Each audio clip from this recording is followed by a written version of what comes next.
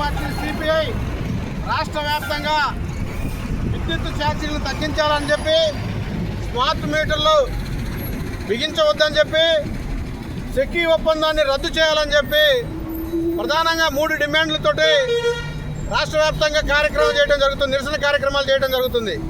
అందులో భాగంగా బాపట్ల జిల్లా అద్దంకి నియోజకవర్గం సంతమాలూరు మండలం పుట్టవారిపాలెం జంక్షన్లో సిపిఐ పార్టీ సంతమాలూరు మండల సమితి ఆధ్వర్యంలో నిరసన కార్యక్రమం చేయడం జరుగుతూ ఉంది.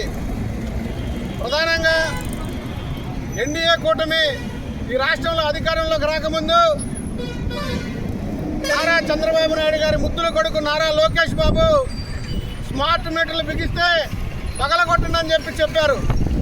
కానీ అధికారంలోకి వచ్చిన తర్వాత స్మార్ట్ మీటర్లు బిగిస్తూ ఉన్నారు. అలాగే వైఎస్ జగన్మోహన్ రెడ్డి ఆదానితో సెకీ ఒప్పందం చేసుకున్నాడు. దీంట్లో అవినీతి జరిగింది, వేల కోట్ల అవినీతి జరిగింది. ఒప్పందాన్ని రద్దు చేయాలని చెప్పి అధికారంలో రాకముందు చెప్పాడు. అధికారంలోకి వచ్చిన తర్వాత అదే సెకీ ఒప్పందాన్ని కొనసాగిస్తూ ఉన్నారు. ఎందుకు కొనసాగిస్తున్నారని చెప్పి అడుగుతూ ఉన్నాం. ఆ ఒప్పందం మంచిదైతే జగన్మోహన్ రెడ్డికి సన్మానం చేయమని చెప్పి అడుగుతూ ఉన్నాం. అదే ఒప్పందం మంచిది కాకపోతే, దాంట్లో అవినీతి జరిగితే, దమ్ము ధైర్యం ఉంటే జగన్మోహన్ రెడ్డిని అరెస్ట్ చేసి జైలు పంపమని చెప్పి పిలుపునిస్తూ ఉన్నాం. అధికారంలోకి రాకముందు విద్యుత్ ఛార్జీలు తగ్గించని చెప్పి చెప్పారు. కానీ సంవత్సరంలోనే 4 సార్లు విద్యుత్ ఛార్జీలు పెంచారు. విద్యుత్ ఛార్జీలు పెంచడమే కాకుండా ఈరోజు స్మార్ట్ మీటర్లు బిగిస్తూ ఉన్నారు. ఇలాగా ప్రతిపక్షంలో ఉన్నప్పుడు బాధుడే బాధుడు అని చెప్పి కార్యక్రమం చేశారు టీడీపీ వాళ్ళు.